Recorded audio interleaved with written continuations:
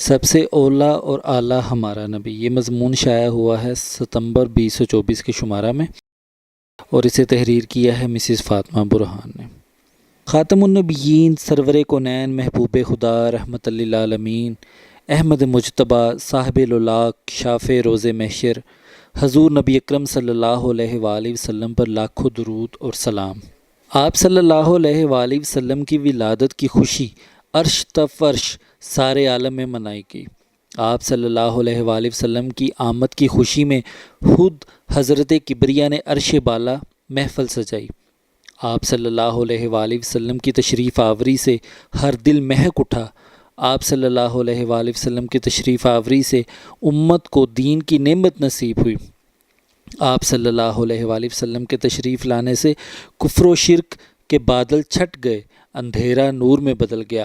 آپ صلی اللہ علیہ وآلہ وسلم کیا آئے، زندگی ہی بدل گئی۔ سلام ہو آپ پر اے آمنہ کے لال۔ آپ صلی اللہ علیہ وآلہ وسلم کے بلند مقام اور منصب کا اندازہ اسی بات سے لگایا جا سکتا ہے کہ جتنے بھی پیغمبر مبعوث فرمائے گئے، کسی کی آمد کی خوشی اس انداز میں نہیں منائی گئی جس طرح اللہ پاک نے اپنے پیارے محبوب صلی اللہ علیہ وآلہ وسلم کی ولادت کی خوشی منائی۔ سلطان العاشقین حضرت سخی سلطان محمد نجیب الرحمن مدد اللہ الاقدس حقیقت عید میلاد النبی میں فرماتے ہیں، آپ صلی اللہ علیہ وآلہ وسلم کی ولادت کے موقع پر ستاروں کو نیچے اتار کر دنیا میں چراغاں کیا گیا۔ مشرق تا مغرب تمام زمین بقعۂ نور بنا دی گئی، حتیٰ کہ حضرت آمنہ رضی اللہ تعالی عنہا نے شام کے محلات دیکھ لیے۔ آسمان اور جنت کے سب دروازے کھول کر عالم بالا کو خوشبوؤں سے مہکا دیا گیا۔ 70 حوران بہشت کو استقبال کے لیے فضا میں نیچے اتارا گیا، اور ان میں سے کئی حضرت آمنہ رضی اللہ تعالی عنہا کے گھر معمور کی گئیں۔ ہزارہا فرشتوں کو بھی استقبال پر معمور کر دیا گیا۔ جنتی پرندے بھی استقبال کے لیے نیچے اتار دیے گئے۔ شب ولادت قریش مکہ کے سب جانوروں کو بھی میلاد مصطفیٰ کی خوشی کے اظہار کے لیے زبان دے دی گئی۔ آقا دو جہاں کی ولادت کی خوشی میں باری تعالیٰ نے سال بھر عرب کی عورتوں کو بیٹے عطا فرمائے۔ ولادت کی خوشی میں عرب کے درخت پھلوں سے لاد دیے گئے، سوکھے ہوئے کھیت ہرے بھرے ہو گئے، اور قحط کو ہریالی اور شادابی سے بدل دیا گیا۔ حضرت محمد صلی اللہ علیہ وآلہ وسلم سید الانبیاء ہیں۔ معراج کی رات تمام انبیاء نے آپ صلی اللہ علیہ وآلہ وسلم کی امامت میں نماز ادا کی۔ در حقیقت اللہ تعالیٰ کا انبیاء کرام کو مبعوث فرمانے کا مقصد اپنی توحید اور آپ صلی اللہ علیہ وآلہ وسلم کی رسالت کا پیغام لوگوں تک پہنچانا تھا۔ اللہ پاک نے تمام انبیاء کرام سے عہد لیا کہ وہ آپ صلی اللہ علیہ وآلہ وسلم کی تشریف آوری اور آپ پر ایمان لانے کی ترغیب اپنی امت کو دلائیں۔ انبیاء کرام سے جو عہد اللہ پاک نے لیا اس کا تذکرہ قرآن کریم میں ان الفاظ میں ہوا ہے۔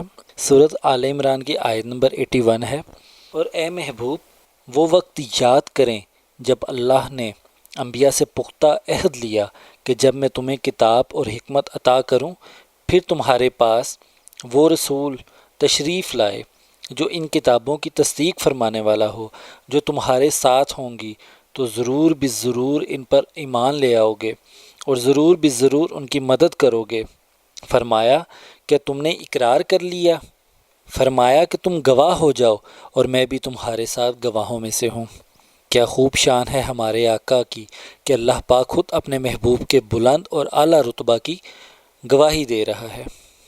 آپ صلی اللہ علیہ وآلہ وسلم کا فرمان علی شان ہے، ترمذی شریف کی روایت نمبر 3616 ہے، میں ہی اگلوں پچھلوں میں سب سے زیادہ اللہ کے ہاں عزت والا ہوں، لیکن فخر نہیں ہے۔ مشکوٰۃ المصابیح کی حدیث نمبر 5762 ہے، حضرت ابن عباس رضی اللہ تعالیٰ عنہ سے مروی ہے کہ کچھ صحابہ کرام رضی اللہ عنہم بیٹھ کر مختلف انبیاء کرام علیہم السلام کے درجات اور کمالات کا تذکرہ کر رہے تھے۔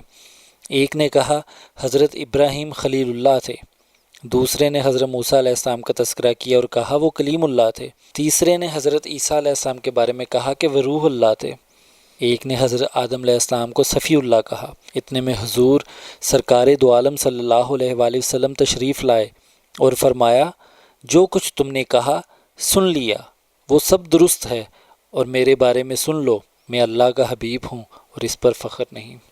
مشکوٰۃ المصابیح کی حدیث نمبر 5764 ہے، حضور علیہ الصلوۃ والسلام نے فرمایا میں ہی تمام رسولوں کا قائد یعنی سردار ہوں لیکن فخر نہیں۔ حضرت آدم علیہ السلام سے لے کر حضرت عیسیٰ علیہ السلام تک تمام انبیاء کرام میں جتنے کمالات، محاسن اور معجزات متفرق تھے وہ سب حضور علیہ الصلوۃ والسلام میں یکجا ہیں، بلکہ یوں کہنا غلط نہ ہوگا کہ حضور علیہ الصلوۃ والسلام خود سراپا معجزہ ہیں۔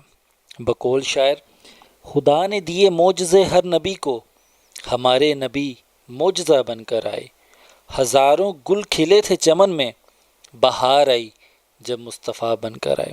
دو چار معجزے ہوں تو مانے کوئی بشر، پوری حیات سلسلہ معجزات ہے۔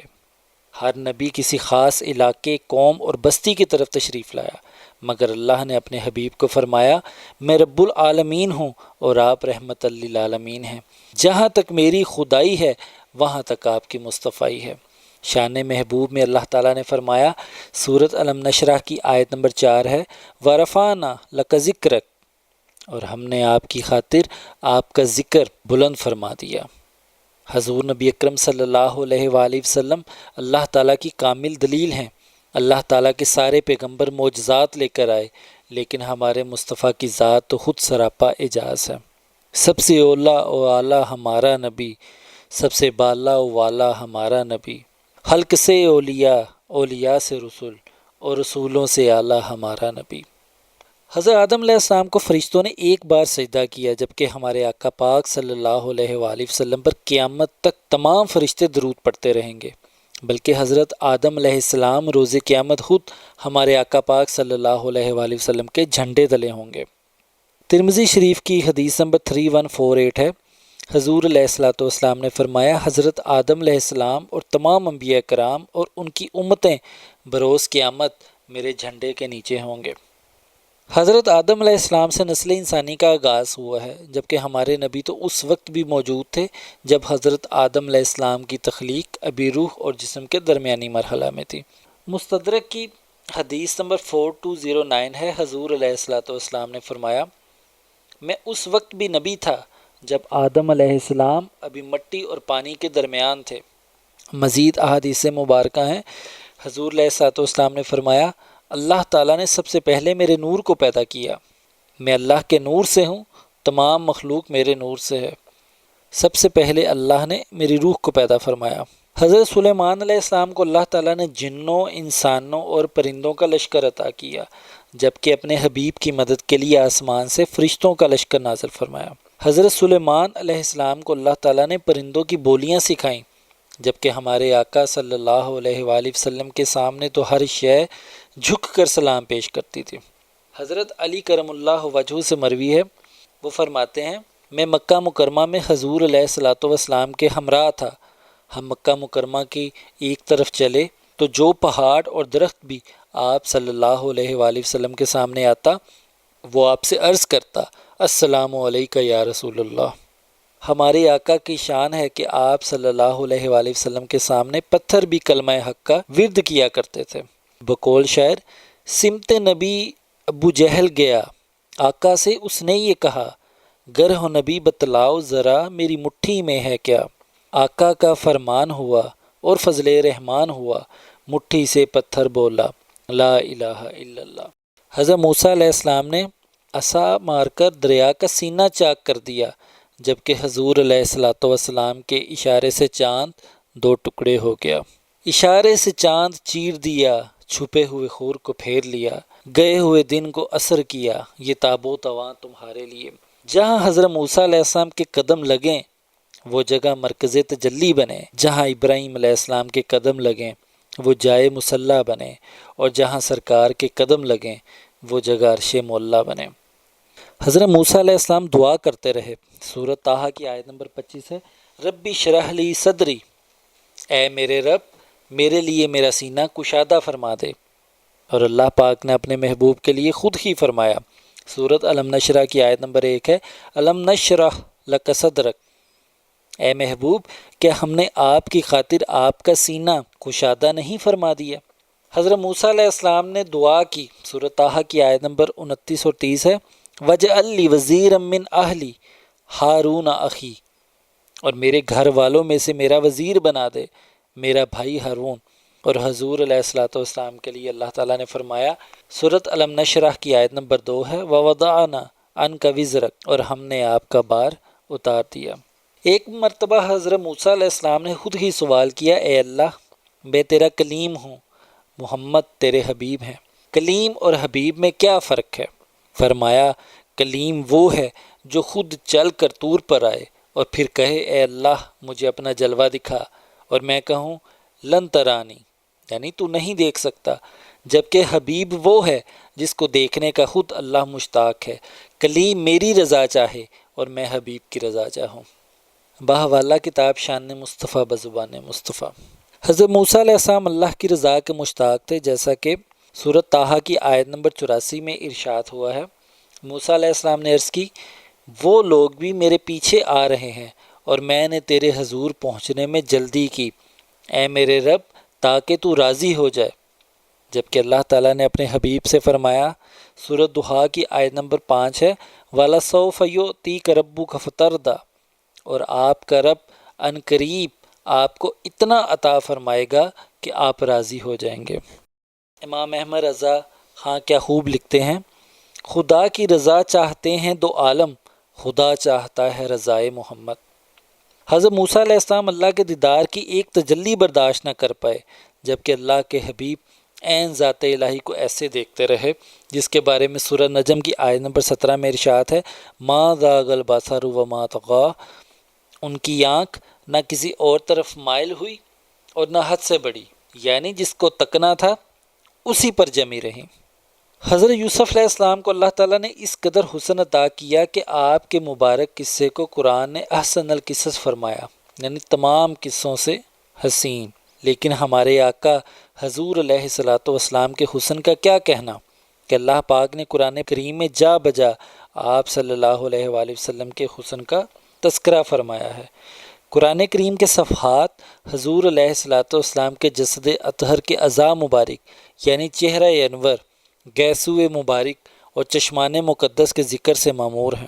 سورۃ ضحیٰ کی آیت نمبر 1 اور 2 میں ارشاد ہے، وَالضُّحَىٰ وَاللَّيْلِ اِذَا سَجَىٰ، قسم ہے چاشت کے وقت کی اور قسم ہے رات کی جب وہ چھا جائے۔ مفسرین فرماتے ہیں والضحیٰ سے جمال مصطفیٰ کے نور کی طرف اشارہ ہے، اور واللیل سے مراد حضور علیہ الصلوۃ والسلام کے عنبرین گیسوئے مبارک کی طرف اشارہ ہے۔ سورہ نجم کی آیت نمبر 1 میں ارشاد فرمایا، والنجم اذا ہوا، قسم ہے روشن ستارے کی جب وہ نیچے اترے۔ کتاب شان مصطفیٰ میں قرآنی قسمیں، اس میں اس آیت کے متعلق فرمایا گیا ہے، امام جعفر صادق رضی اللہ تعالیٰ عنہ نے فرمایا، النجم سے مراد حضرت محمد صلی اللہ علیہ وآلہ وسلم ہے، اور آیت کا معنی ہے محمد کی قسم جب وہ نیچے اترے، یعنی شب معراج آسمان سے نیچے اترے۔ نیز یہ بھی فرمایا النجم سے مراد قلب محمد بھی ہے، اور یہاں رب العزت نے حضور نبی اکرم صلی اللہ علیہ وآلہ وسلم کے قلب انور کی قسم کھائی ہے۔ شاہ ولی اللہ محدث دہلوی کتاب حسن سراپائے رسول میں لکھتے ہیں، میرے والد شاہ عبد الرحیم کو خواب میں حضور نبی اکرم صلی اللہ علیہ وآلہ وسلم کی زیارت نصیب ہوئی۔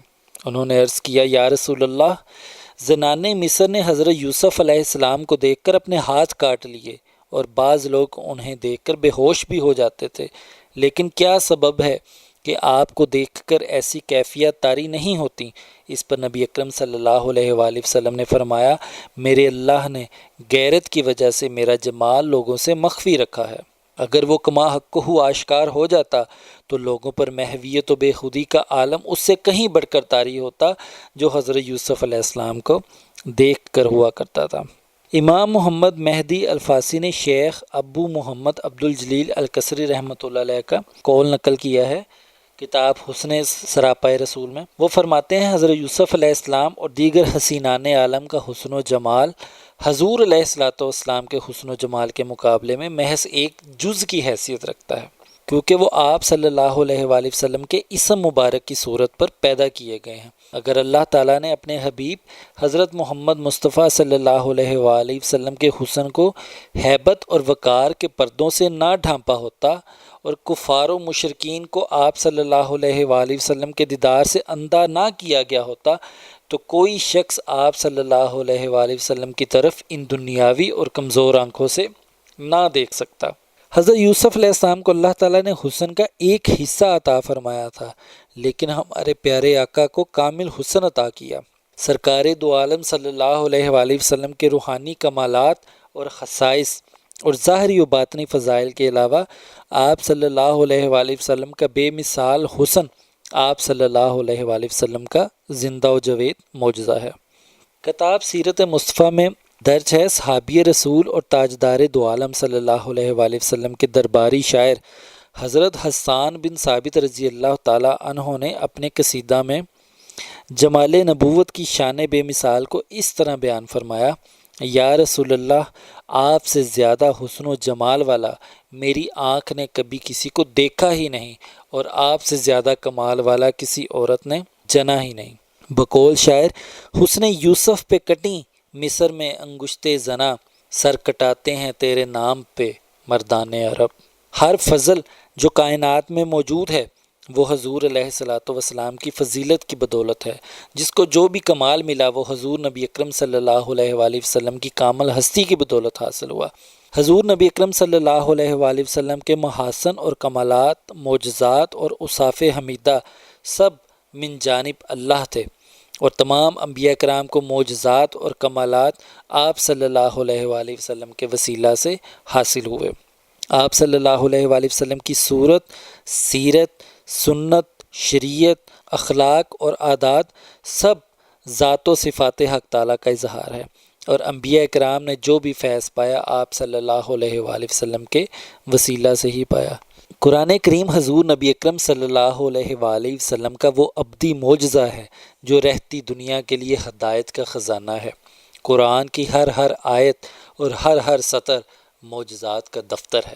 سورۃ البقرہ کی آیت نمبر 185 میں ارشاد باری تعالیٰ ہے: رمضان کا مہینہ جس میں قرآن اتارا گیا ہے، جو لوگوں کے لیے ہدایت ہے اور رہنمائی کرنے والی اور امتیاز کرنے والی واضح نشانیاں ہیں۔ یہ وہ عظمت والی کتاب ہے جس کی کتاب الہی ہونے میں کوئی شک نہیں، اور نہ ہی اس کتاب میں کسی شک و شبہ کی کوئی گنجائش ہے۔ یہ کتاب جو حضور علیہ الصلوۃ والسلام پر نازل ہوئی، اس کا ذاتی نام اللہ رب العزت نے خود قرآن مجید کے اندر قرآن رکھا۔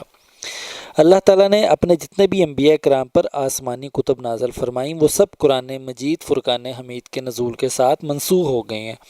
اب ہدایت کی کتاب صرف ایک ہی ہے، اور وہ قرآن کریم ہے، جس کی حفاظت کا ذمہ اللہ تعالیٰ نے خود لیا ہے، اور یہی وہ عظمت والی کتاب ہے جو دیگر الہامی کتب کی تصدیق کرتی ہے۔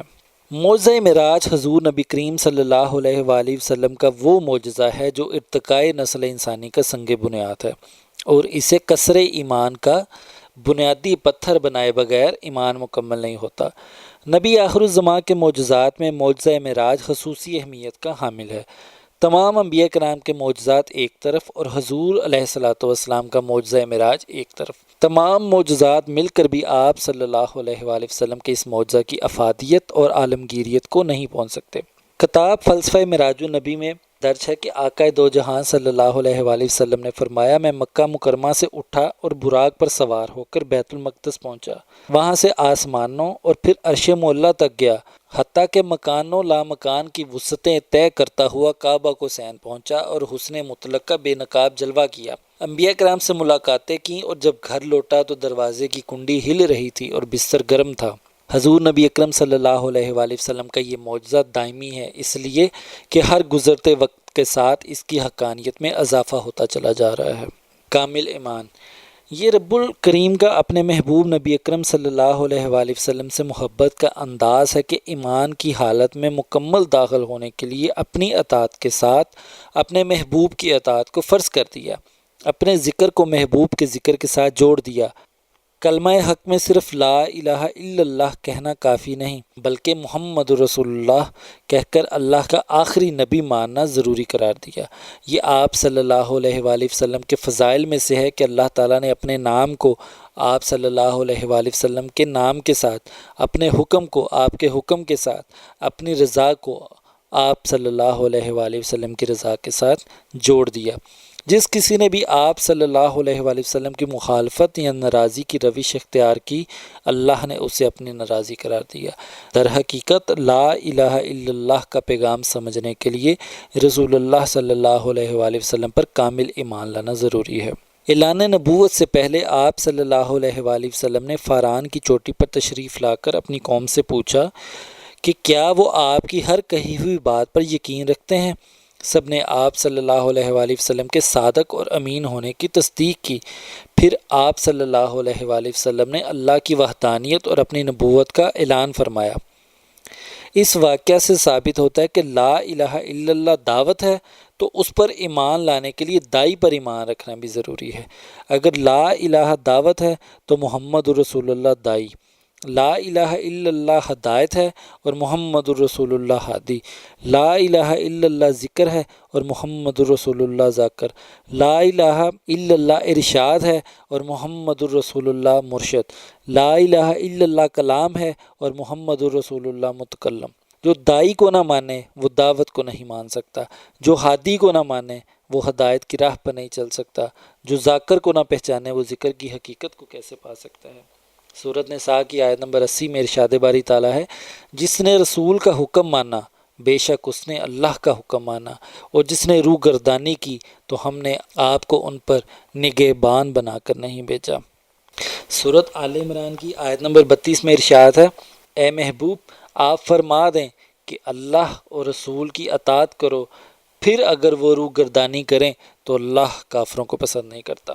شان مصطفیٰ پر احادیث مبارکہ۔ مشکوٰۃ المصابیح کی حدیث نمبر 5776 ہے، رسول اللہ صلی اللہ علیہ وآلہ وسلم نے ارشاد فرمایا، میں ہی عاقب ہوں اور عاقب وہ ہوتا ہے جس کے بعد کوئی نبی نہ ہو۔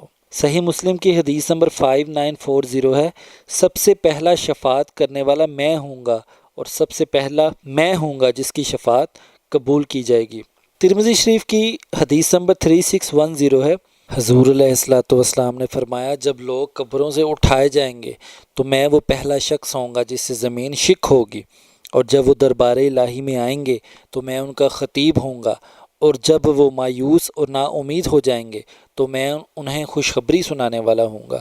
حمد کا پرچم اس دن میرے ہاتھ میں ہوگا اور میں اپنے رب کے نزدیک اولاد آدم میں سب سے بہتر ہوں گا اور مجھے اس پر کوئی فخر نہیں۔ صحیح مسلم کی حدیث نمبر 385 ہے، حضور علیہ الصلوۃ والسلام نے فرمایا، قیامت کے دن سب سے زیادہ پیروکار یعنی سب انبیاء سے زیادہ پیروکار میرے ہوں گے۔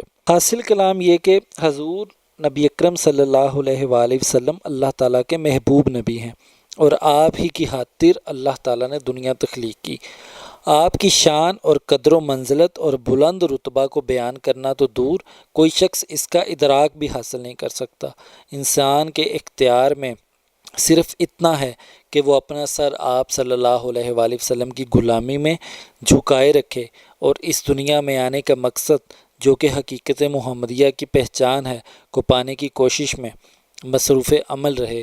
حقیقت محمدیہ کی پہچان کے بغیر حضور علیہ الصلوۃ والسلام کی غلامی کا شرف حاصل نہیں ہو سکتا۔ حقیقت محمدیہ کی پہچان حاصل کرنے کے لیے موجودہ دور کے مرشد کامل اکمل سلطان العاشقین حضرت سخی سلطان محمد نجیب الرحمن مدد اللہ الاقدس کے دست اقدس پر بیعت کریں۔ استفادہ کتب: حقیقت عید میلاد النبی، تصنیف و تالیف سلطان العاشقین حضرت سخی سلطان محمد نجیب الرحمن مدد اللہ الاقدس، شان مصطفیٰ بزبان مصطفیٰ، تالیف الحافظ القاری مولانا غلام حسن قادری، فلسفہ معراج النبی، تصنیف شیخ الاسلام ڈاکٹر طاہر القادری، حسن سراپۂ رسول، تصنیف شیخ الاسلام ڈاکٹر طاہر القادری، شان مصطفیٰ میں قرآنی قسمیں، تصنیف ڈاکٹر طاہر القادری، شان مصطفیٰ، تالیف علامہ مولانا محمد یحییٰ انصاری اشرفی۔